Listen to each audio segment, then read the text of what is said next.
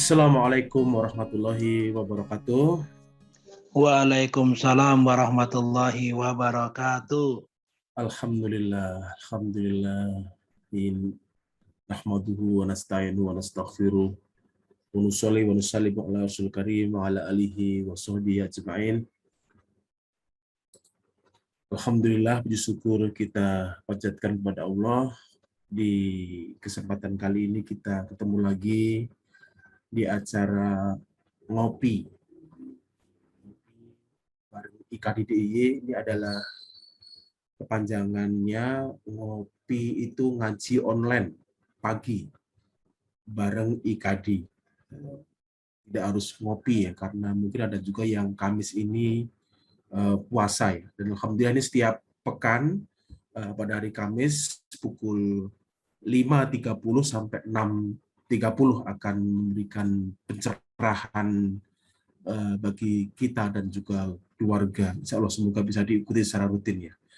Dan untuk Kamis pagi ini, 3 Februari 2022, alhamdulillah kita akan bersama Ustadz Denis Arifandi Pakesati, LC Magister Hukum, dan kita akan meneruskan tentang kaji keteladanan kepada Imam Madzhab. Imam Madzhab, sebagaimana kita tahu, ada 4 ya, ada Imam Hanafi yang lahir sekitar tahun 80 Hijrah ya. Kemudian Imam Malik, nah ini yang akan kita bahas hari ini, lahir setelah itu tahun 93 Hijrah.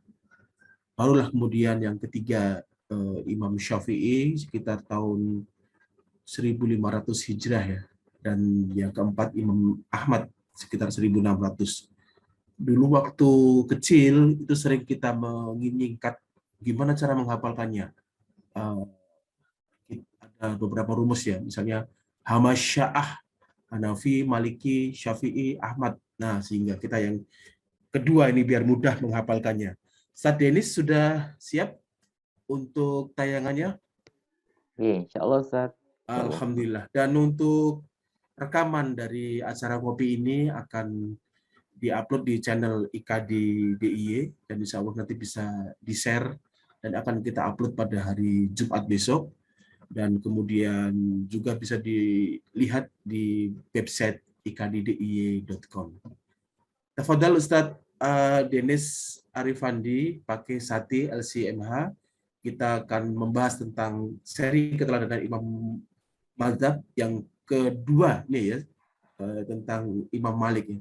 Dan nanti kita akan sampai jam 6 lebih seperempat Ustaz, 6.15. Siapkan pertanyaan via chat, nanti akan kita tanya jawab setelah jam 6.15. Silahkan kalau ada pertanyaan via chat akan kita bacakan. Tafadhal Ustaz Denis Arifandi, dan tempat kami persilahkan. Terima kasih kepada Ustaz Junina. Ya, bismillahirrahmanirrahim. Assalamualaikum warahmatullahi wabarakatuh. Waalaikumsalam warahmatullahi wabarakatuh. Alhamdulillahi rabbil alamin. Wassalatu wassalamu ala asyrafil anbiya'i wal mursalin wa ala alihi wa ashabihi wa man tabi'ahu bi ihsanin ila yaumiddin, amma ba'du. Rabbi shrah li sadri wa yassir li amri wahlul 'uqdatam min lisani yafqahu qawli. Para ustadz, ustazah, bapak-bapak, ibu-ibu yang dirahmati Allah Subhanahu wa taala. Alhamdulillahirabbil alamin, di pagi hari yang mulia ini kita diberikan kemudahan oleh Allah Subhanahu wa taala untuk bermajelis ilmu di kajian rutin IKD Jogja setiap Kamis pagi, yang insya Allah di pertemuan kali ini kita akan membahas tentang keteladanan Imam 4 mazhab yang hari ini, yang pagi hari ini kita akan membahas tentang Imam Malik bin Anas. Kemudian salawat dan salam kepada Rasulullah Sallallahu Alaihi Wasallam, kepada keluarganya, para sahabatnya, dan para pengikutnya sampai akhir kelak. Sebelumnya saya izin share screen-nya pada Ustaz sekalian. Ya, sekarang kita lihat tentang Imam Malik bin Anas.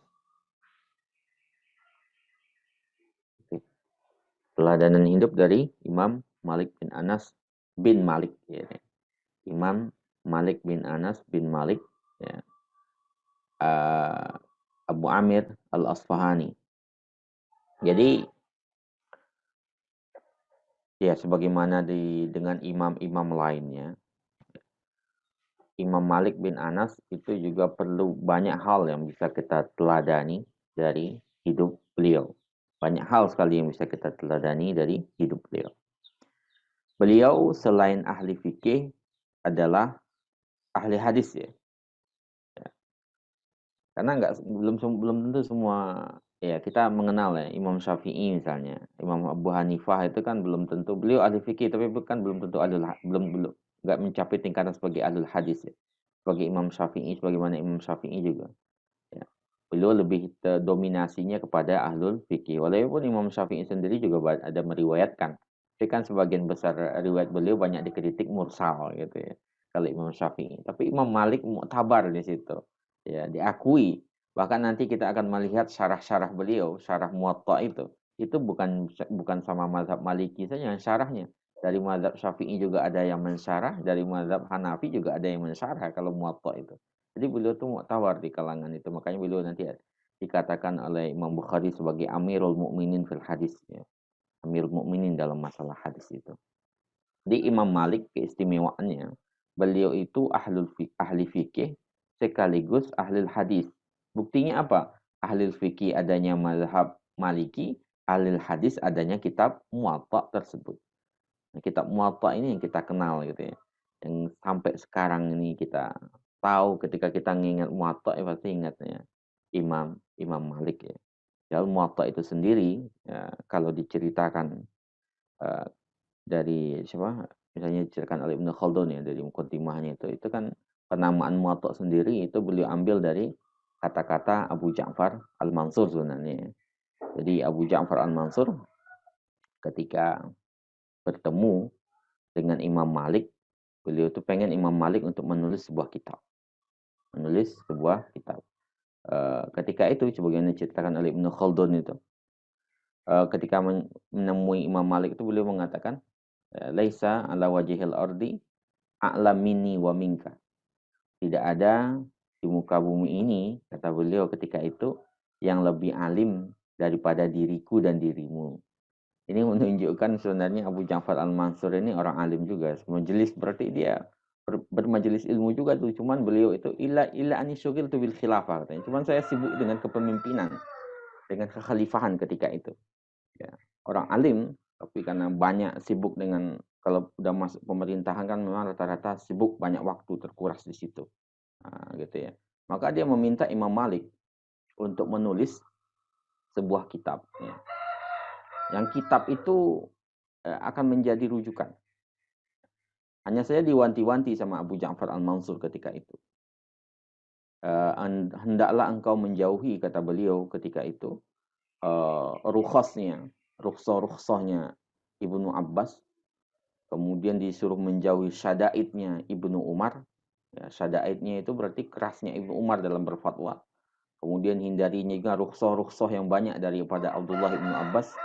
Kemudian hindari juga syawaznya Abdullah Ibnu Mas'ud. 3 itu diwanti-wanti sama Abu Ja'far Al-Mansur. Wa watti'hu tawti'ah gitu, ya. Kemudian kawinkan itu, masukkan seperti itu, kata Abu Ja'far Al-Mansur. Dari kata watti'hu tawti'ah itu.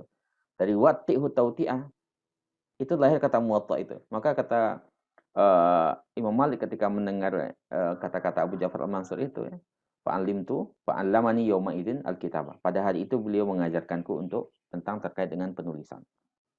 Di kata-kata Muwatta itu beliau ambil dari kata-kata Abu Ja'far Al-Mansur sebenarnya untuk mencoba menggabungkan di antara ketiganya, mengawinkan tiga itu ya.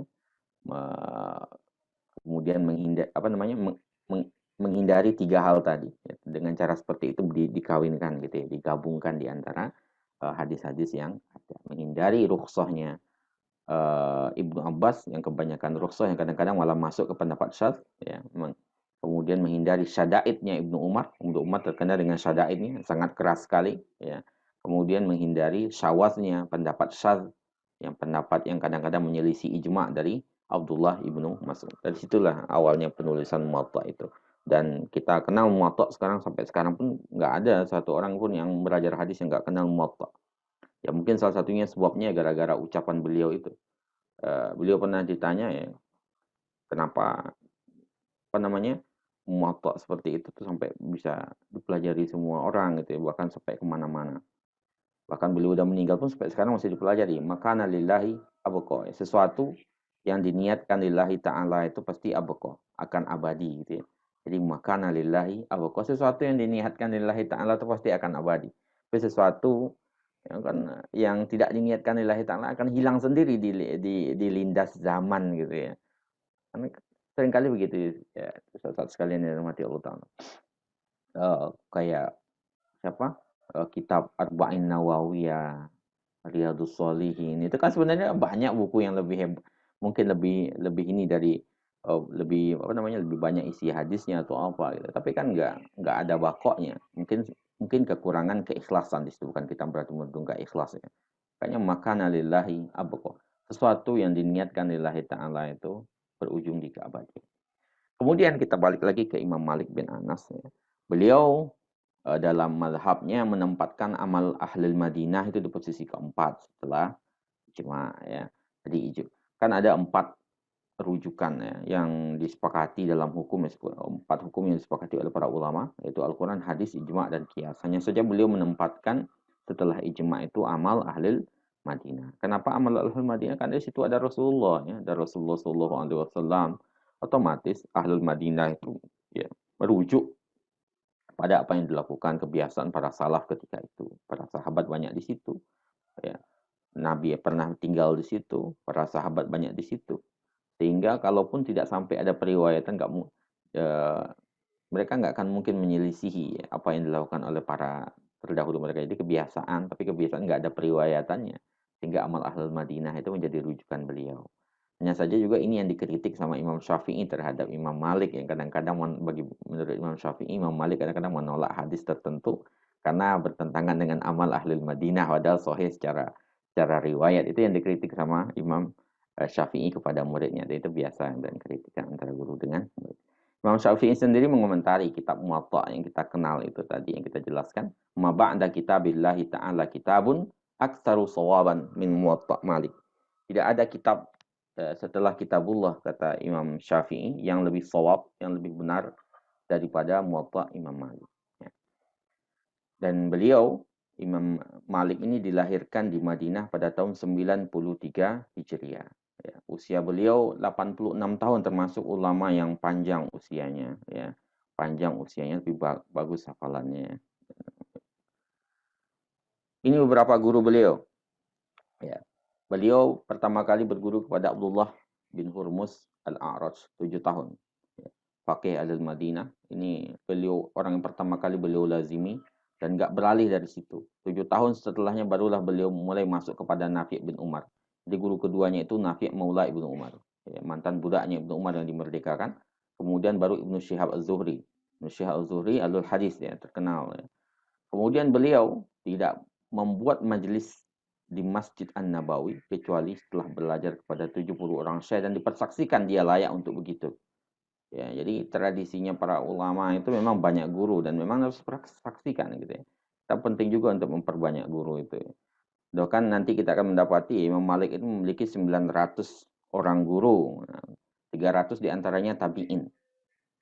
Ya, orang sekelas beliau itu gurunya 900-an. Ya, dengan 300 diantaranya itu adalah kalangan tabi'in. Dan beliau nggak membuat majelis sampai 70 orang bersaksi beliau layak untuk membuat majelis tersebut. Kadang-kadang kita ya, tidak suka ya untuk ketika murid-murid kita ya, mungkin ada perasaan tidak enak ketika ada murid-murid kita mengambil majelis ke selain kita. Tapi tidak dengan guru-guru. Itu para salaf tuh nggak begitu gaya beliau mereka itu. Jadi ketika murid-murid mereka mengambil majelis lainnya selain majelis mereka tidak ada masalah sama sekali. Ya. Bukan menghalangi, bukan menutup diri gitu ya untuk mengambil ilmu dari yang lainnya. Majelis-majelis yang menghalangi para muridnya untuk mengambil majelis ilmu kepada yang lainnya selama ilmu itu bermanfaat, itu ibarat kata Ali bin Abi Thalib itu. Yang majelis itu ya la tas'at a'maluhum fil majalisi tilka ila Allah Subhanahu wa taala gitu ya. Tidak naik amalan-amalan mereka dalam majelis-majelis seperti itu kepada Allah Subhanahu wa taala.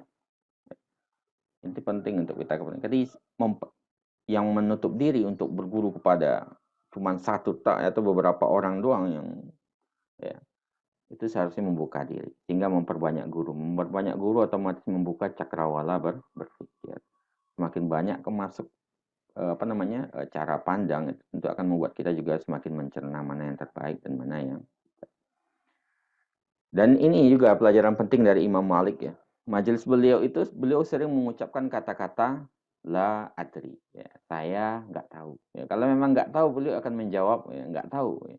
Ini kisah yang sering kita dengar mungkin salah seorang pria dari Baghdad yang datang ke Baghdad ke Madinah dengan membawa banyak masalah. Ya. Kita 50-an atau 40-an masalah yang dibawa dari Baghdad. Kalau dari dulu kan menyeberangi gurun gitu ya. Kayak onta, sekian lama perjalanan, ketika sampai di majelis Imam Malik menanyakan masalah yang dijawab Imam Malik itu cuma sekitar 5, nggak sampai 10 masalah yang dijawab Imam Malik. Sehingga orang yang dari Baghdad tadi tersinggung juga karena jawaban Malik kebanyakan la adri gitu. Saya nggak tahu gitu. Saya jauh-jauh datang ke sini dari Baghdad membawa masalah-masalah yang dipertanyakan oleh penduduk Baghdad. Ketika nyampe di Madinah malah jawabannya la adri. Kata orang tadi mengkritik Imam Malik, kata Imam Malik ya katakan kepada Imam Malik itu la adri, ya kan Imam Malik itu nggak tahu. Maka kata Imam Malik mangkola la adri faqad afta. Siapa yang sudah mengatakan saya nggak tahu itu sudah berfatwa.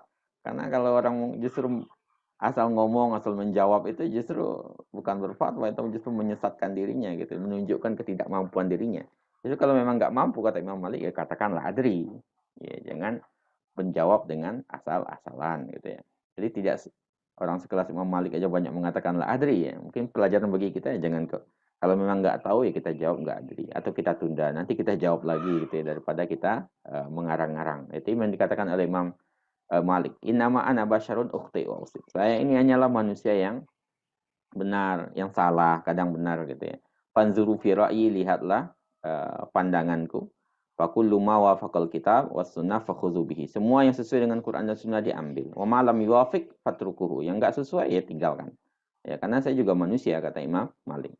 Ya, saya juga enggak tahu, ya, banyak yang enggak tahu, banyak yang lupa, banyak yang salah. Jadi beliau itu memang banyak dalam majlisnya mengatakan la adri, saya enggak tahu gitu ya. Saya enggak tahu. Kalau beliau enggak tahu jawabannya beliau enggak akan malu-malu untuk ya. Kemudian pada tahun 179 Hijriah, ini usia 86 tahun beliau. Ya. Beliau itu mengalami sakit selama 22 hari, kemudian meninggal dunia, disolatkan oleh Amir Madinah ketika itu Abdullah bin Muhammad bin Ibrahim, kemudian dikuburkan di Baqi. Kuburkan beliau di Baqi. Nah ini dia. Jadi beliau memang tumbuh dari atau dalam keluarga para pencinta ilmu. Ya. Tumbuhnya di situ. Malik bin Anas ya bin Malik bin Anas Abu Amir Al-Asbahani ya, Abu Amir Al-Asbahani itu kan dari kalangan tabi'in itu ya dan juga banyak meriwayatkan hadis dari para sahabat. Jadi Malik bin Anas bin Malik bin Anas Abu Amir Al-Asbahani ya. Bapaknya Anas bin Malik ya Malik bin Anas ya yaitu Anas itu enggak ulama. Jadi bukan ulama bapak beliau itu ya. Kemudian kakeknya ya, Malik bin Anas bin Malik itu ya juga tidak gitu ya. Juga tidak. Jadi bukan ulama juga. Kakeknya itu sendiri itu ada yang mengatakan ada satu riwayat yang dinisbahkan kepada kakeknya itu pun dikeragui masalahnya. Jadi Berapa orang beliau itu? Malik bin Anas bin Malik bin Anas Abu Amir al-Asfahani. Jadi Malik kakeknya itu yang cuman dikatakan pernah meriwayatkan satu hadis dari bapaknya, tapi satu hadis pun dikeragui. Kalau bapaknya Malik sendiri, Imam Malik, Malik bin Anas sendiri nggak ada periwayat. Bukan seorang alim, bukan seorang ulama. Hanya saja untuk paman-paman beliau, itu paman-paman beliau banyak meriwayatkan hadis dan fikih. Bahkan saudaranya Imam Malik sendiri, yaitu An-Nadhr bin Anas, itu juga seorang ulama yang banyak meriwayatkan hadis dari ulama lainnya. Itu keluarga beliau. Jadi beliau tumbuh dari keluarga kakeknya, itu adalah kakek beliau, Anas Abu Amir al-Asfahani, ya, itu adalah ahlul hadis, ya. Banyak meriwayatkan hadis dari kalangan tabi'in dan para sahabat. Hanya saja memang di bawahnya lagi, ya, Malik, kemudian bapaknya Anas itu bukan kalangan ulama, walaupun tetap pencinta ilmu. Kemudian anak beliau itu ada laki-laki dan perempuan. Justru yang mewarisi keilmuan Imam Malik itu yang perempuan. Jadi yang perempuan itu sangat itu mewarisi keilmuan Imam Malik. Jadi ketika Imam Malik orang-orang berdatang kepada Imam Malik untuk bertanya tentang periwayatan, biasanya yang kalau Imam Malik lagi ada acara atau apa, itu yang menjawab adalah anak perempuannya itu melalui belakang hijab tentunya periwayatannya. Sedangkan anak laki-lakinya justru dalam beberapa riwayat itu diceritakan anak laki-laki Imam Malik ini malah nggak ada ketertarikan kepada ilmu, ya. Dalam cerita itu lebih banyak main apa namanya? Main burung itu, main manuk itu kita itu Pak Ustadz, ya. Jadi lebih banyak di situnya gitu, ya. Jadi nggak terlalu tertarik anak laki-lakinya kepada ilmu itu. Biasalah, ya, nggak semua. Kalau kata guru saya itu, kalau nggak semua, nggak selalu ayam itu mengeluarkan telur gitu.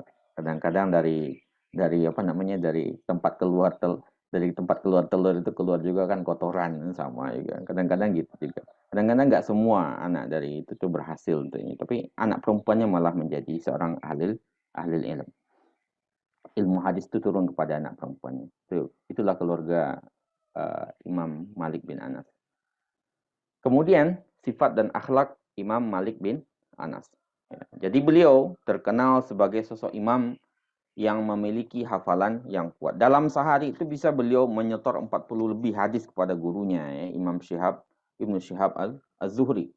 Hari ini didengarkan, besok disetorkan sama beliau. Itu kekuatan hafalannya.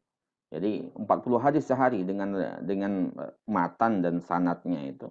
Hari ini didengar, besok beliau setorkan langsung. Itu kan kekuatan hafalan luar biasa. Itu yang dikatakan oleh Imam Syihab Az-Zuhri kepada beliau, anta min awiyatil ilm, engkau ini bejana ilmu, ya. Wa innaka la ni'mal mustauda' lil ilm, engkau itu tempat terbaik untuk ilmu itu ada pada dirimu, gitu, ya. Jadi anta min awiyatil ilm, engkau itu adalah bejana ilmu. Wa innaka la ni'mal mustauda' lil ilm, engkau itu tempat penyimpan ilmu atau gudang ilmu terbaik, karena memiliki hafalan yang kuat. Beliau itu memiliki hafalan yang kuat. Kemudian beliau juga dikenal sebagai sosok yang memiliki firasat yang kuat. Sehingga salah seorang muridnya mengatakan, kana fi Malik firasatun la tukhti. Ya, firasatul mukmin, ya. Apalagi beliau juga ahlul hadis, ulama lagi, ya. Firasatnya tentu tidak akan jarang meleset, ya. Kana fi Malik firasatun la tukhti. Beliau memiliki firasat yang tidak salah, ya. Dan dalam majelisnya beliau itu memiliki wibawa yang besar. Ya, jikalau ada misalnya santrinya masuk telat, assalamualaikum gitu, itu nggak ada yang berani dalam majelis itu bersuara.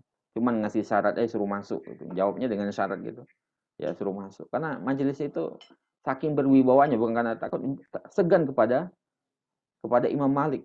Makanya Imam Syafi'i menceritakan, bahkan untuk membolak-balik buku saja di majelis itu, Imam Syafi'i itu nggak berani. Suara buku itu loh, suara buku balik itu, gitu kan. Di majelis itu saking tenangnya itu nggak kedengeran, dan Imam Syafi'i nggak berani. Itu berhati-hati banget kalau membalik buku itu. Jadi majelisnya benar dengan majelis vikar, penuh dengan penghormatan. Di situ ada wibawa yang besar dari Imam Malik gitu, ya. Wibawa yang besar dari Imam Malik, sehingga murid-murid itu segan untuk melakukan apapun. Kadang-kadang kan kita dalam majelis, ya, mungkin ada yang main HP dalam majelis gitu ya. Ada yang malah kalau di kampung-kampung kita kadang-kadang mendapat ada yang malah sambil merokok gitu ya kan. Itu kan tidak ihtiram kepada majelisnya. Bisa jadi banyak hal juga bisa jadi yang yang dai-nya ya kurang ada wibawa keilmuan di situ ya.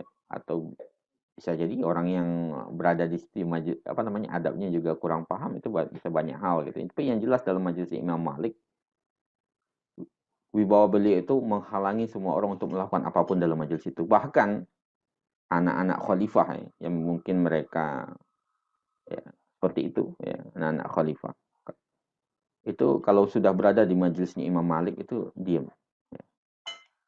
Ketika Harun ar-Rasyid datang ke Madinah ya, kemudian beliau memanggil Harun ar-Rasyid ini memanggil Imam Malik untuk datang menemui siapa? Menemui Malik bin Anas, menemui Harun ar-Rasyid itu. Imam Malik gak mau. Ya. Berkali-kali sampai 3 kali. Akhirnya Imam Malik marah gitu ya. Imam Malik agak naik suara beliau mengatakan, ya, jangan engkau menghinakan ilmu wahai Amirul Mukminin Harun ar-Rasyid. Imam manggil dia. Jadi Harun ar-Rasyid datang ke Madinah memanggil Imam Malik agar datang ke majelisnya. Dia pengen diajarin gitu, pengen mendengarkan nasihat dari Imam Malik. Kata Imam Malik sampai 3 kali nggak mau Imam Malik. Sampai yang ketiga itu Imam Malik marah. Jangan engkau menghinakan ilmu wahai wahai Harun ar-Rasyid. Agar Allah Subhanahu wa taala tidak menghinakanmu. Kan sehingga lahir kata-kata yang kita kenal itu. Ilmu itu didatangi, tidak mendatangi. Al-ilmu yu'ta wa la ya'ti ilaihi gitu ya. Ilmu itu didatangi dan tidak orangnya yang mendatangi kepada orang itu untuk menjaga kemuliaan ilmu. Maka Imam Malik juga berani berkata itu kepada Harun ar-Rasyid, dan Harun ar-Rasyid juga mengetahui kedudukan seperti Imam Malik, sehingga beliau juga nggak berani untuk bersikap keras kepada Imam Malik. Kemudian Imam Malik adalah sosok yang tinggi ya. Ini beliaunya ya. Kulit putih ini ya. Kulit beliau itu putih. Bahkan dalam beberapa riwayat itu kemerah. Kalau panas itu bisa merah-merahan gitu ya. Kepala botak gitu ya. Kepala botak itu maksudnya rambutnya udah rontok gitu ya. Kemudian berwajah tampan dan bermata biru. Ya, itulah beliau. Jikalau masuk majelis, nah ini yang perlu mungkin kita tiru juga ya. Kalau dalam majelis ilmu, jikalau beliau masuk majelis ilmu, maka beliau akan menggunakan pakaian yang paling baik dan paling mahal, ihtiroman lil ilm. Jadi memakai pakaian yang paling baik dan paling mahal itu untuk menghargai ilmu. Itu tujuan beliau itu. Jadi kalau ngajar, Imam Malik itu memakai itu pakaian yang paling mahal, yang paling baik. Bukan untuk menyombongkan dirinya, tapi untuk ihtiroman lil ilm. Ya, menjaga ilmu itu sendiri. Ya. Ihtiroman lil ilm. Ini beliau katakan. Inna mura'atal alim, sesungguhnya wibawa muru'ahnya seorang alim itu yakhtar memilih at-thawbal hasan, pakaian yang baik ya, yartadihi yang dipakainya wa yadhhar bihi dan tampil dengannya. Wa annahu yang bagi dan selayaknya Allah tarahul uyun, mata-mata enggak melihatnya, pandangan tidak melihatnya illa bikamilil libas, dengan pakaian yang sempurna hatal imamah al-jayyidah, sampai imamah pun, peci yang terbaik, yang bagus gitu. Jadi menjaga wibawa ilmu di situ. Mungkin kalau kita baca kitab At-Tibyan itu kan sering itu dikatakan ya. Ketika seorang sahibul Quran itu benar-benar harus menjaga dirinya sehingga dia tidak berprofesi dengan profesi-profesi yang akan merendahkan Al-Quran itu sendiri. Ini profesinya sebagai seorang alim, maka dia harus untuk khidmatul ilm itu, memuliakan ilmu. Dipakailah pakaian yang terbaik. Diihtiroman lil ilm. Maka seorang alim itu penting juga sih memang untuk ini ya, seorang ulama, seorang ustaz, seorang dai memperhatikan pakaian yang terbaiknya ketika di majelis itu ya, untuk sebagai ihtiroman lil ilm, biar orang nggak menyangka ya tidak memperhatikan penampilan sama sekali. Penampilan untuk dijaga ya, untuk ihtiroman lil ilm itu demi memuliakan ilmu. Kemudian di masa menuntut ilmu, Imam Malik ya, semangat luar biasa. Tapi kondisi ekonomi tidak mengizinkan. Bedanya Abu Hanifah, beliau dari keluarga kaya, keluarga pedagang. Kalau Imam Malik enggak. Ya. Sampai-sampai beliau harus menjual kayu rumahnya. Kayu rumah yang sudah dipasang itu dijual lagi untuk membiayai nuntut ilmu. Ya. Jadi nuntut ilmu itu kalau prihatin ya memang harus prihatin sebenarnya menuntut ilmu. Itu rata-rata memang begitu gitu. Kehidupannya jadinya prihatin. Tapi itu bagian dari semangat menuntut ilmu kan, lan tanalul ilma illa bisita ya. Yang sering kali itu di apa? Kita syair di Imam Syafi'i itu salah satunya kan bulughah ya. Perlu uang gitu. Perlu uang, perlu dana, perlu biaya untuk menuntut ilmu tersebut. Imam Malik juga begitu. Menuntut ilmu ya sampai harus menjual kayu rumahnya. Jadi kayu rumah dipasang itu dibongkar lagi tuh buat untuk membiayai beliau menuntut ilmu, beli buku, beli apa macam-macam, ya. Kertas untuk menulis, ya, pulpen. Ya. Jadi beliau menjual kayu rumahnya itu untuk membiayai beliau menuntut ilmu. Kalau siang hari itu beliau biasanya nungguin gurunya di depan rumahnya, gitu ya, di depan pintu rumahnya, kemudian membersamai ke masjid. Antara rumah dan masjid itulah tempat bertanya beliau, ya, bertanya kepada guru secara khusus. Jadi ditunggu di depan rumah gurunya itu. Siang-siang terik gitu ya, nungguin gurunya keluar. Nanti dari rumah ke masjid kan ada waktu untuk bertanya. Itu bertanya di situ. Kalau ada yang perlu dipertanyakan. Ya, kalau malam itu biasanya musim dingin kadang-kadang ditungguin di depan rumah berselimutkan bantal ya. Bantal yang biasanya dijadikan sebagai alas duduk ketika belajar gitu. Dilakukan itu oleh para dilakukan oleh Imam Malik ya, untuk menunjukkan keseriusannya menuntut ilmu. Kemudian yang berikutnya adalah Imam Malik membedakan antara fatwa dengan takwa. Ini penting juga.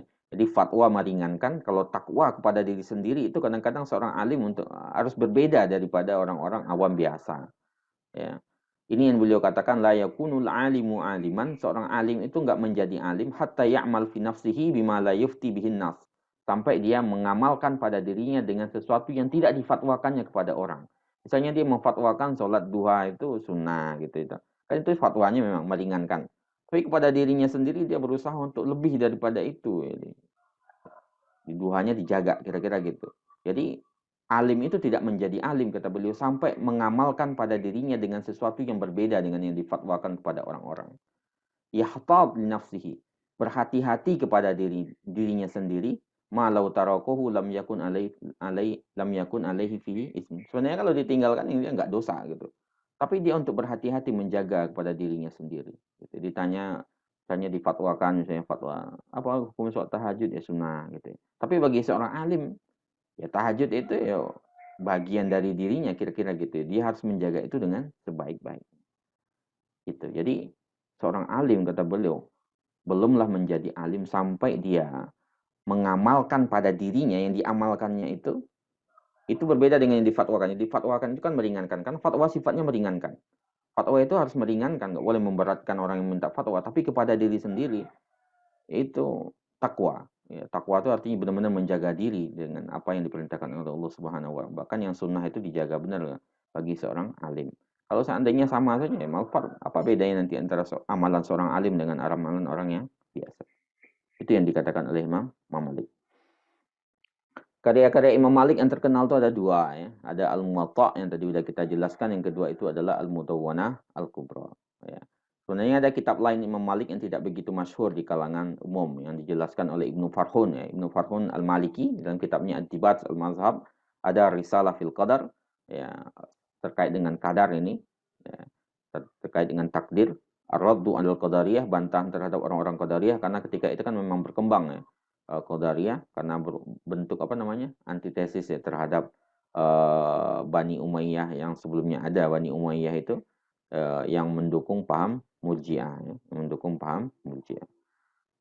Datang risalah fil qadar dan bantahan terhadap orang Qadariyah. Orang Qadariyah kan ketika itu kan antitesis dari kelompok Murji'ah sendiri. Kemudian ada kitab An-Nujum, Hisab Al-Madruz Zaman wa Manazil Qamar. Ini kitab bagus sebenarnya menjadi pegangan dalam masalah terkait dengan hisab. Kemudian kitab Al-Aqadiyah, 10 jilid yang dikirimnya kepada Qadi di penjuru negeri. Kemudian kitab yang berisi surat-suratnya kepada Harun Ar-Rasyid, ya, dikenal dengan nama Al-Adab wal Mawa'id. Kemudian kitab Muwatta, ini inti dari mazhab Al-Maliki. Ya. Dan kitab Muwatta ini diakui sama orang yang sesuai dengan beliau atau yang berselisih dengan beliau pahamnya itu mengaku itu, ya. Ini fa'innal muwafiq wal mukhalif, ya. Orang yang sesuai dengan beliau dan mukhalif itu berijma mendahulukan kitab Muwatta itu dan dan mengedepankannya, ya. Mengedepankannya, kemudian begitu juga dengan riwayatnya, mengedepankan hadisnya dan pensahihannya. Sehingga tadi kita bilang ketika mensyarahnya itu, yang mensyarah itu bukan cuman mazhab Maliki saja. Dari Syafi'i juga ada yang mensyarah, sebagaimana dalam mazhab Hanafi juga ada yang mensyarah Muwatta itu. Ya. Karena dalam Hanafi itu kan ada dua, ya, yang terkenal muridnya Imam Abu Hanifah, Al-Qadhi Abu Yusuf dan Muhammad Hasan Asy-Syaibani. Muhammad Hasan Asy-Syaibani itu beberapa kali mengkhatamkan kitab Muwatta kepada Imam Malik sendiri. Walaupun beliau Muhammad Hasan Asy-Syaibani tetap menjadi seorang Hanafi. Ya, nanti murid beliau itu yang ada Muwatta riwayat Hasan Asy-Syaibani, kemudian disyarah oleh murid Al-Hanafi, orang Hanafi, gitu ya. Kemudian ini yang dikatakan oleh Imam Malik, ya, Imam Syafi'i. Ma fil ardi kitabun ba'da kitabillah, tidak ada kitab setelah kitabullah anfa' min Muwatta Malik, yang lebih bermanfaat dari Muwatta Malik. Fa idza ja'al athar min kitabi Malik fa huwa sari, ya. Kalau seandainya ya. Kalau seandainya datang asar dari kitab Malik, maka dia menjadi bintang yang terang menerangi, ya. Menerangi apapun yang dipertanyakan. Imam Mahdi mengatakan la a'lam min ilmil Islam ba'dal Quran asah min Muwatta Malik. Ini pujian terhadap Muwatta Imam Malik. Dia mengetahui ilmu Islam setelah Al-Quran yang lebih sahih dari Muwatta Malik. Ya. Ini pujian kepada Muwatta Malik. Ini syarah-syarahnya, ya. Ini dia yang Syafi'i, Kashful Mughatta anil Muwatta wa Tanwirul Hawalik, itu ditulis oleh Jalaluddin Abdurrahman bin Abi Bakar As-Suyuti Asy-Syafi'i Al-Misri. Jadi disyarah pun oleh kalangan mazhab Syafi'i juga mensyarah, sebagaimana disyarah juga oleh mazhab Hanafi, yaitu Al-Fath Ar-Rahmani syarah Muwatta bin Muhammad bin Hasan Asy-Syaibani, yang ditulis oleh Ibrahim bin Husain bin Ahmad Al-Hanafi, yang dikenal dengan Asy-Syaikh Al-Biri Zadah, ya, mufti Mekah ketika itu. Jadi yang mensyarah Muwatta Malik itu bukan mazhab Maliki saja. Itu saking pengakuan antar mazhab, lintas mazhab terhadap Muwatta itu sendiri, sehingga yang mensyarah pun nggak cuma dari mazhab Maliki saja, Syafi'i juga, Maliki juga, Hanafi juga, ya. Al-Mudawwana Al-Kubra ini yang kedua, ya. Jadi pertama rujukan dalam mazhab Maliki itu namanya kitab Muwatta, itu rujukan paling pertama. Rujukan kedua itu adalah Al-Mudawwana Al-Kubra. Tapi Mudawwana Al-Kubra ini ada 4 orang yang berkontribusi di situ. Ya, ini pernah kita sampaikan juga bahwasanya sampainya mazhab itu kepada kita itu karena ada murid-muridnya yang ngopeni mazhab itu, ya. Jadi menghormatannya terhadap gurunya, diriwayatkan kata-kata gurunya sampai kepada kita, kira-kira gitu. Hilangnya mazhab yang lainnya itu kan gara-gara nggak ada yang meriwayatkan. Kita pernah menjelaskan di pertemuan pertama yang terkait Imam Abu Hanifah dahulu, ketika di awal-awal abad pertama itu ada 13 mazhab sebenarnya yang berkembang. Tapi yang sampai ke kita kan cuma terkenal 4, padahal 13 sebenarnya. 13 itu ada 13. Tapi sebagian yang selainnya hilang pendapat mereka karena nggak diriwayatkan oleh para murid mereka. Salah satunya Imam Lais bin Sa'ad Al-Auza'i itu kan hilang, itu nggak sampai ke kita. Jadi kitab Al-Mudawwana Al-Kubra ini rujukan kedua dalam mazhab Maliki. Ada 4 orang yang berperan di situ. Ada Imam Malik, ada Sahnun, Ibnu Al-Qasim, dan Asad bin Furat, ya. Ini adalah kumpulan risalah-risalah fikih dalam berbagai masalah, bercampur tanpa ada bab-babnya, ya. Kitab ini sebagian besar berisi pandangan Imam Malik, ya. Kemudian sebagian mengatakan ditambahkan oleh para muridnya yang 3 itu. Jadi ini adalah pandangan-pandangan Imam Malik yang diriwayatkan oleh Ibnu Qasim. Ya, ada juga yang mengatakan kemudian dari Ibnu Qasim itu diriwayatkan oleh Asad bin Furat. Asad bin Furat diriwayatkan darinya oleh Sahnun, ya, Sahnun. Kemudian Sahnun, ya, setelah meriwayatkan dari Asad bin Furat, diriwayatkan dari beliau merujuk lagi kepada Ibnu Qasim. Ibnu Qasim merujuk yang meriwayatkan dari Imam Malik. Sehingga ketika itu yang memiliki peranan besar dalam mengatur penulisan Al-Mudawwana Al-Kubra itu adalah Imam Sahnun, ya, berdasarkan riwayat dari Asad bin Furat. Yang disusunnya berdasarkan tertibnya, berdasarkan pendalilannya, ketiga berdasarkan pemahamannya. Jadi ada 4 orang di sini yang berkontribusi di kitab Mudawwana Kubra itu. Yang pertama itu adalah Ibnu Qasim yang meriwayatkan dari Malik, Kemudian Asad bin Furat meriwayatkan dari Ibnu Qasim. Kemudian Sahnun meriwayatkan dari Asad bin Furat. Bedanya Sahnun itu bertanya lagi, memastikan kepada Ibnu Qasim yang bertemu langsung dengan Imam Malik terkait dengan periwayatan. Kemudian disusun sama beliau berdasarkan tertibnya, berdasarkan istidlalnya, berdasarkan pemahamannya. Nah, mazhab Malik juga mengalami mihnah ya, ujian, cobaan ya pada masa pemerintahan dinasti Muwahhidun ya. Mereka membakar buku-buku Imam Malik di Maghrib, di Maroko ya, karena tujuan mengakhiri mazhab Maliki. Ya. Ini diantara ucapan-ucapan terkenal dari Imam Malik. Ya. Yang bawil rojul ini aja ya ambil. Nah, ini yang kedua ini yang kemudian ini naqa'us saubi, bersihnya pakaian, wa husnul himmati ya, cita-cita yang baik ya. Wa izharul muru'ah, menampakkan muru'ah, juz'un min bin bid'in wa arba'ina juz'an minan nubuwah. Jadi pakaian yang bersih, tampilan yang bagus nih kayaknya husnul himmah ya. Wa izharul muru'ah, menampakkan kewibawaan, itu bagian, satu bagian dari 45 lebih bagian kenabian. Ya, pakaian yang baik kata Imam. Makanya Imam Malik itu masuk majelis ya pakai pakaian terbaik beliau itu. Ya, karena bagi beliau itu adalah juz' minan nubuwah, bagian dari kenabian. Ya, memakai pakaian yang terbaik. Nah, kalau kita sekarang mungkin pakai bagian pesantren itu kan pakai dasi atau apa itu mungkin juz' minan nubuwah, menjaga wibawa ilmu itu sendiri. Kemudian beliau itu terkenal dengan gak banyak ngomong ya. Bahkan sebagaimana beliau juga terkenal banyak mengatakan la adri. Kemudian beliau mengatakan la yujad illa fin nisa wa du'afa. Orang yang banyak ngomong itu kata beliau itu cuman para wanita dan para du'afa ya, orang-orang yang lemah. Orang yang dhaif gitu ya. Guru Imam Malik lebih ada 900 orang, 300 diantaranya tabi'in ya. Dan itu beliau seleksi itu guru-guru beliau itu yang terbaik. Yang terkenal itu ya Hurmuz tadi. Ya, Hurmuz. Kemudian setelahnya beliau belajar kepada Nafi' Maula Ibnu Umar, kemudian belajar Ibnu Syihab Az-Zuhri, banyak guru-guru beliau ya. Ini murid beliau, ada guru beliau yang meriwayatkan darinya seperti pamannya sendiri Abu Suhail Yahya Ibnu Abi Katsir ya, Ibnu Syihab Az-Zuhri, walaupun guru beliau tapi meriwayatkan juga dari Imam Malik. Muridnya ya, ada Al-Auza'i, Hamad bin Zaid, Ismail bin Ja'far. Murid yang terakhir meninggal adalah Abu Huzafah, Ahmad bin Ismail As-Sahmi yang meninggal 80 tahun setelah meninggalnya Imam Malik. Yang terakhir. Amirul Mukminin fil hadis ya. Beliau terkenal ya, pakarnya hadis karena diakui sama semua ya, antas mukhalif, orang yang sesuai dengan beliau, orang yang tidak sesuai itu mengakui ya, bahwasanya Muwatta itu didahulukan ya, kesahihannya didahulukan daripada pandangan-pandangan yang lain. Mazhab Maliki kita ambil sedikit ya. Mazhab Maliki itu tidak membuat Imam Malik sendiri tidak membuat kaidahnya, tapi murid-muridnya. Tadi ada murid-muridnya Ibnu Qasim, ada Asad bin Furat, ada Sahnun. Jadi murid-murid itu memiliki peranan memang dalam perkembangan mazhab. Sebagaimana mazhab Abu Hanifah sebelumnya.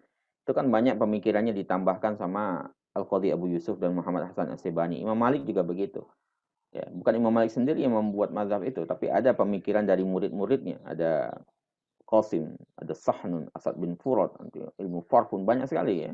Nah, usul mazhabnya Al-Quran, Sunnah, Ijma'. Yang keempat tuh amal ahli Madinah, baru kias. Itu yang membedakan mazhab Maliki daripada yang lainnya. Kemudian perkembangannya dimulai dari mana? Karena ini udah jam 6.15. Dimulai dari Madinah, asalnya di situ. Ya, dari Madinah itu. Dari Madinah menyebar ke Afrika, Mesir, Maroko, Andalusia. Sampai sekarang mazhab Maliki adalah mayoritas kalau di Maroko itu. Ya. Qadhi bin Iyad mengatakan mazhab Maliki sempat berkembang di Baghdad, kemudian melemah 400 tahun setelahnya. Ya. Jadi awal-awal terkenalnya mazhab Maliki sampai ke Baghdad 400 tahun melemah. Ya. Madinah hampir semuanya mazhab Maliki, namun tidak dengan Mekah, karena Mekah itu di situ ada sahabat dan mazhabnya berkembang di situ.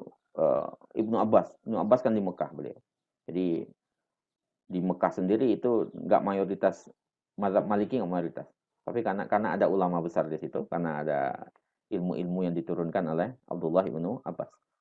Kemudian mazhab Maliki dibawa ke Mesir pertama kali oleh Utsman bin Hakam al-Juzami. Ada juga persilanya ya, Mas Utsman ini dengan Abdurrahim bin Khalid bin Yahya. Kemudian disebarluaskan oleh Abdurrahman bin Qasim. Ya, kemudian mazhab Maliki menyebar luas di sana karena banyaknya pengikut mazhab di sana. Mengalahkan mazhab Abu Hanifah yang sebelumnya sudah duluan masuk ke Mesir. Hanya saja ketika Imam Syafi'i datang di tahun 200 Hijriah dan menetap di sana 5 tahun, 5 tahun itu cukup mengubah peta mazhab di sana ya. Mazhab Syafi'i mengalahkan mayoritas ya, menjadi mayoritas di sana mengalahkan mazhab Maliki. Cuma dalam masa 5 tahun Imam Syafi'i masuk ke sana kan setelah Baghdad beliau ke Mesir. Di Afrika pada awalnya mereka bermazhab As-Sunan, kemudian bermazhab Hanafi, bermazhab Hanafi. Ketika dipimpin oleh Al-Mu'izz bin Badis, beliau membawa mazhab Maliki, mengajak kaumnya rakyatnya untuk bermazhab Maliki, kemudian menyebarkan di seluruh negeri di Maghrib sampai hari ini. Di Andalusia itu awalnya bermazhab Al-Auza'i. Jadi Al-Andalusia, Al-Auza'i dahulu. Al-Auza'i itu berarti Imam Auza'i itu tinggal di negeri Libanon sekarang, Syams. Ya, dulu di Libanon itu ada imam mazhab juga namanya Al-Auza'i, Imam Al-Auza'i, dan mazhabnya berkembang di Andalusia. Dibawa oleh Sa'sa'ah bin Salam. Hanya saja 200 tahun setelahnya hilang lagi gitu ya, dan mazhab berganti dengan mazhab Maliki. Karena nggak dioponi sama pengikutnya ya hilang mazhab itu. Ya. Kemudian berganti dengan mazhab Maliki. Di Maghrib juga, Maghrib jauh ya, Maghrib Aqsa. Ini Ali bin Yusuf bin Tashfin itu mengajak rakyatnya. Beliau lebih dekat kepada mazhab Maliki. Ahli fikih penduduk Madinah ya. Ini beliau juga gitu ya. Ada kata-kata terkenal tadi, tidak berfatwa di Madinah selama Imam Malik masih ada di sana. La yuftah wa Malik fil Madinah. Tidak boleh seorang pun berfatwa selama Imam Malik masih di Madinah. Mungkin itu sekilas ya terkait dengan Imam Malik yang bisa kita kita ambil pelajarannya. Mudah-mudahan bermanfaat bagi kita bersama. Mungkin kalau ada yang mau ditambahkan atau mau didiskusikan, tafadhol. Saya kembalikan lagi kepada Ustaz ini. Ya, alhamdulillah. Terima kasih Ustaz Denis tentang mengupas mazhab yang kedua ya, setelah Hanafiyah dan sekarang mazhab Malikiyah. Tafadhol, kalau ada yang bertanya silahkan di chat untuk kemudian kita bahas. Ada banyak yang bisa kita pelajari ya. Kalau jawaban yang cukup terkenal adalah Adri, saya tidak tahu. Tapi kalau bertanya, itu memancing pertanyaan. Silahkan kalau pertanyaan bisa di chat ya. Nah, saya mulai aja Ustaz. Jadi tadi ada ini tentang usul mazhabnya amal ahli Madinah ya. Setelah Quran, Sunnah, Ijma. Ini kan menjadi ciri khasnya di mazhab Maliki ya. Iya. Ini gimana Ustaz? Jadi kenapa disebut sebagai amal ahli Al-Madinah ya? Apakah konteksnya masih sampai sekarang ini, sampai kekinian ini lah gitu. Gimana Ustaz? Ya.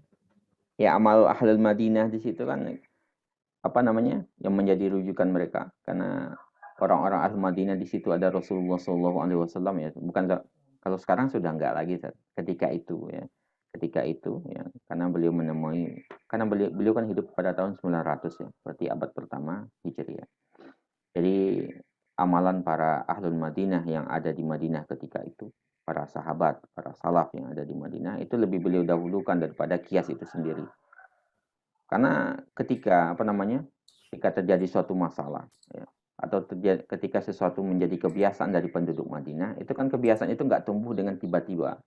Pasti ada yang membawa atau meriwayatkannya dari para ulama yang banyak di situ, para sahabat yang banyak di situ. Ya, itulah yang menjadi rujukan beliau. Seperti masalah yang sering terkenal itu masalah takaran penduduk Madinah, takaran Baghdad dengan takaran Madinah itu kan berbeda saja. Takaran Baghdad dengan takaran Madinah, maka yang menjadi rujukan dalam mazhab Maliki ya takarannya Ahlul Madinah. Ya. Makanya dalam sebuah riwayat dikatakan ketika Muhammad Hasan Asy-Syaibani belajar kepada Imam Malik itu ditunjukkan takaran ahli Madinah itu ini berbeda dengan takarannya orang Baghdad. Moodnya Madinah dengan moodnya, ukuran moodnya Madinah dengan ukurannya moodnya penduduk Baghdad itu berbeda. Dan sehingga seharusnya menjadi rujukan tuh kata Imam Malik ya bukan moodnya orang-orang Baghdad tapi moodnya ahlul Madinah. Sehingga ketika itu Muhammad Hasan mengatakan kalau seandainya guru kami masih hidup ya, kemudian melihat hal ini, ya, pasti beliau akan berubah pendapat seperti yang saya lihat sekarang ini gitu kata beliau. Jadi hal-hal seperti itu yang tidak ada dalilnya, tidak ada ukurannya, maka yang menjadi rujukan bagi beliau adalah amal ahli Madinah. Ya, sebelum merujuk kepada kias, harusnya hal-hal yang terjadi di amal ahli Madinah itulah yang menjadi rujukan. Kira-kira gitu gambarannya. Alhamdulillah. Ini ada pertanyaan di chat, Ustaz. Ada yang mengatakan Madinah itu Hanabilah. Hanabilah. Mungkin ya karena ke Hambali, gitu. Tapi disebutkan tadi Malikiyah. Mohon penjelasan. Jadi ini Hanabilah yang kita kenal sekarang mungkin. Ya. Ya. Ya di zaman Imam Malik belum ada mazhab Hambali. Iya, itu 1604 ya. Jadi sekitar Iya. 60 tahun setelah itu. Ya, jadi ketika Imam Malik terkenal di sana sebagai imamnya Ahlul Madinah, yang berkembang di sana di Madinah itu adalah mazhab Maliki, ya, mazhab Maliki, karena beliau ya, imamnya di sana, dan beliau juga mu'tabar dalam ilmu hadis, ya, ilmu fikih. Kemudian murid-muridnya kan banyak kemana-mana sehingga mazhabnya berkembang. Ya. Kemudian kalau memang sekarang terjadi perubahan yang berkembang itu adalah Hambali, itu kan karena perubahan zaman ya, sama dengan ketika di Andalusia tadi, yang awalnya adalah mazhab Al-Auza'i yang dibawa oleh Sa'sa'ah 200 tahun, kemudian berubah. Sebagaimana juga tadi di Mesir, yang awalnya adalah Abu Hanifah dominan, kemudian masuk mazhab Maliki menjadi dominan karena banyak para ulama Maliki di sana, seperti Ibnu Qasim. Kemudian ketika mazhab Syafi'i masuk di sana, Imam Syafi'i menetap di sana 5 tahun, petanya berubah lagi gitu. Jadi pada awalnya ketika zaman Imam Malik ya Maliki yang di sana. Kalau sekarang seandainya terjadi perubahan karena Mamlakah Arab Saudi ya lebih dekat kepada mazhab Hambali ya, lebih dekat ke mazhabnya grupnya Hanabilah, ya, kelompoknya Hanabilah, maka ya itu bisa jadi juga. Itu kan peta perubahan mazhab itu kan akan selalu menjadi peta perubahannya, sama kayak Syiah itu kan dulu Iran itu kan Ahlus Sunnah wal Jamaah gitu ya, bahkan ketika perang salib itu justru Iran itu mayoritasnya Ahlus Sunnah wal Jamaah, orang-orang Sunni gitu. Justru kemudian berubah menjadi Syiah, bahkan Syiahnya lebih dominan di sana, bisa jadi bahkan dikatakan ya bisa dikatakan 90%-an Syiah di sana. Itu kan peta perubahan peta itu akan selalu terjadi gitu. Oke, berikutnya dari Bapak Dendi Supriyadi. Assalamualaikum warahmatullahi wabarakatuh. Waalaikumsalam. Mohon izin Ustaz, apakah Imam Malik lebih dulu lahir dan menjadi imam daripada Imam Hanafi? Oh, Imam Hanafi yang duluan ya. Terus kemudian atau sebaliknya, beliau imam tersebut pernah saling guru dan murid. Ini mungkin dari tahunnya Ustaz. Jadi tadi saya awali dengan Hamasyah tadi ya. Untuk memudah Hanafi, Maliki, Syafi'i, Hambali. Jadi biar mudah mengingat-ingat secara urutan. Hamasyah, semangat. Ya, jadi keduanya Imam Hanafi itu yang paling senior, sebelumnya pernah kita bahas yang pertama itu ya. Kemarin yang awal itu adalah Imam Abu Hanifah. Beliaulah yang paling senior daripada 4 imam mazhab yang lainnya. Ya. Kemudian baru setelahnya Imam Malik. Keduanya tidak pernah bertemu, tapi murid dari Imam Abu Hanifah, Muhammad Hasan Asy-Syaibani, murid seniornya kan ada 2, kita pernah tadi bilang juga, Al-Qadhi Abu Yusuf, kemudian Muhammad Hasan Asy-Syaibani. Muhammad Hasan Asy-Syaibani itu setelah kan nggak lama dia bermula zamah dengan Abu Hanifah, kemudian bermula zamah setelahnya dengan Qadhi Abu Yusuf, kemudian beliau rihlah. Muhammad Hasan Asy-Syaibani ini rihlah, termasuk salah satu rihlahnya itu adalah kepada Imam Malik. Jadi pertemuan ketemu pemikirannya di muridnya. Jadi keduanya tidak bertemu gitu ya, antara Imam Malik dan Imam Abu Hanifah. Tapi yang dahuluan adalah Imam Abu Hanifah. Dari segi senioritas usia itu dahulu Imam Abu Hanifah. Baru setelahnya adalah Imam Malik. Yang bertemu dengan secara pemikiran dengan mazhab-mazhab itu adalah Imam Syafi'i. Karena Imam Syafi'i setelah belajar kepada Imam Malik meninggal, beliau balik ke Mekah, kemudian dari Mekah ke Taif. Di Taif beliau kerja setahun gitu ya. Jadi kerja sambil menuntut ilmu tuh ya dijalani sama Imam Syafi'i setahun, kemudian baru berangkat ke Baghdad. Belajar kepada Al-Qadhi Abu Yusuf ya. Sempat belajar sebentar, kemudian meninggal, belajar kepada Muhammad Hasan Asy-Syaibani. Ya, Muhammad Hasan Asy-Syaibani. Kemudian jadi beliau bertemu dengan mazhab Maliki, bertemu juga dengan pemikiran mazhab Hanafi. Kemudian setelahnya beliau baru berangkat ke Mesir. Rencananya mungkin salah satu beliau tujuannya adalah belajar mazhab Lais. Mazhab Lais itu Imam Lais itu kan sepenteran dengan Imam Malik. Cuman murid-muridnya nggak ngopeni, kemudian hilang. 20 tahun setelah meninggalnya Imam Lais, mazhabnya juga hilang itu beliau. Makanya Imam Syafi'i mengatakan begitu. Jadi beliau bertemu. Kalau Imam Ahmad kan muridnya Imam Syafi'i. Jadi mereka bertemu gitu ya. Jadi yang bertemu dengan pemikiran dengan mazhab-mazhab yang lainnya justru Imam Syafi'i. Bertemu dengan mazhab Maliki secara pemikiran, ya, bahkan beliau belajar pada Imam Maliknya langsung, ya. Kemudian bertemu dengan mazhab Hanafi melalui murid-murid seniornya 2 orang, Al-Qadhi Abu Yusuf dan Muhammad Hasan Asy-Syaibani. Kemudian beliau juga mazhab Syafi'i sendiri dengan qaulul qadim dan jadidnya, qadimnya di Baghdad, jadidnya di Mesir. Kemudian Imam Ahmad bin Hambal itu beliau juga saling berguru bermurid di antara mereka berdua. Gitu, Ustaz. Ya. Jadi kalau lihat lahir tahunnya itu jadi ada gambaran siapa lebih senior, siapa yang muridnya. Nah, berikutnya dari Yusuf Ibrahim. Assalamualaikum warahmatullahi wabarakatuh. Izin bertanya, waalaikumsalam. Bagaimana tanggapan ketika ada orang yang mengatakan imam madzhab sebagai manusia biasa yang juga bisa salah, dan orang tersebut mengarahkan kita, udah langsung aja ke Al-Quran, Ustaz. Jadi tidak perlu dengan imam. Ini juga menarik sekali kalau imam hadis, nggak usah ke madzhab, tapi padahal hadis, imam hadis setelah itu ya, Imam Bukhari, Muslim, Abu Dawud, dan Tirmidzi malah sekitar tahun 200-an. Nah, silakan Ustaz, mohon tanggapan.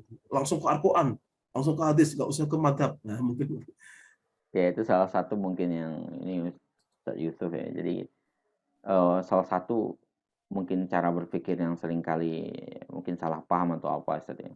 Sehingga maunya langsung merujuk kepada Al-Quran dan Sunnah tanpa melalui imam, itu kesalahan juga sebenarnya. Jadi pengennya langsung Al-Quran dan Sunnah padahal instrumen kemampuan juga belum ada, periwayat membaca buku juga belum ada. Jadi tetap kita butuh imam-imam mazhab itu. Ya, jadi walaupun mereka manusia biasa gitu, tapi manusia biasa kan berbeda manusia mereka biasanya dengan biasanya kita gitu ya. Mereka sudah memiliki instrumen kemampuan untuk beristihad, ahli bahasa gitu ya. Padahal kan kalau kata Imam Syatibi itu al-mubtadi fil arabiyah mubtadi fil syariah itu. Orang yang baru awal dalam bahasa Arab berarti awal juga dia, pemula juga di dalam syariah gitu. Kadang-kadang kita belum memiliki kemampuan untuk itu, sudah seolah-olah kita sudah melampaui imam-imam mereka itu, padahal mereka juga lebih ahli kita. Jadi mubtadi' fil syariah itu mubtadi' fil arabiyah, mubtadi' fil syariah gitu. Orang yang pemula dalam bahasa Arab itu akan menjadi pemula di dalam keahlian syariah. Kemudian kita yang tidak memiliki kemampuan itu, gimana kita mau melampaui imam-imam itu gitu kira-kira. Ustaz ya. Jadi itulah. Jadi kita tetap harus memahami Al-Quran dan Sunnah tetap melalui jalurnya para imam gitu ya. Bahasa Arab itu kan kalau kita balik ke bahasa Arab aja ada 14 cabang ilmunya. Ya. Kayak saya sendiri, saat kita gitu mungkin sebagian mungkin nahu sorof aja belum duduk mungkin gitu ya. Saya juga nahu sorof masih jauh balawah, saya nggak paham juga, saya nggak begitu paham gitu. Jadi mubtadi, gimana kita mau langsung merujuk gitu? Yang satu bahasa Arab aja kita belum duduk, apalagi ditambah dengan ilmu-ilmu yang lainnya. Mungkin itu. Jadi kita tetap harus memahami Al-Quran dan Sunnah dengan pemahamannya melalui jalur para imam. Membaca dengan bagaimana mereka membaca, bagaimana mereka memahami. Karena nggak mungkin kita sendiri nanti. Kalau kita sendiri memahami Al-Quran dan Sunnah langsung, malah yang terjadi nanti dhallah, sesat. Kemudian kita mendakwahkan kepada yang lainnya menjadi adhallah dan menyesatkan. Kira-kira iya, gitu, Ustaz. apalagi hanya membaca terjemahannya langsung Oh, itu. ini kayak dulu di pesantren, kayak meminum air panas langsung, tidak ke gelas, tidak ke tempat yang kecil, sehingga memang harus ngikutin beberapa ulama yang mungkin ilmu kita belum cukup ya untuk menafsirkan dan sebagainya. Ini kita pertanyaan langsung terakhir ya, saya bacakan langsung. Ini masih tadi dari Yusuf Ibrahim. Ini di antara para murid-muridnya apakah terjadi ketegangan, mungkin perbedaan pendapat ya.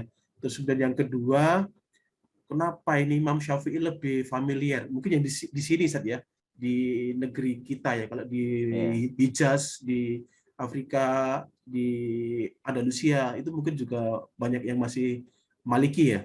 Dan kemudian terakhir, boleh nggak kita berpindah-pindah madzhab? Ini aneh Ustaz, tentang bagaimana kita mengambil pelajaran atau malah berpindah-pindah. Mungkin begitu Ustaz, ini saya rangkum beberapa pertanyaan di kesempatan ini, sekaligus nanti ditutup Ustaz. Ya, betul.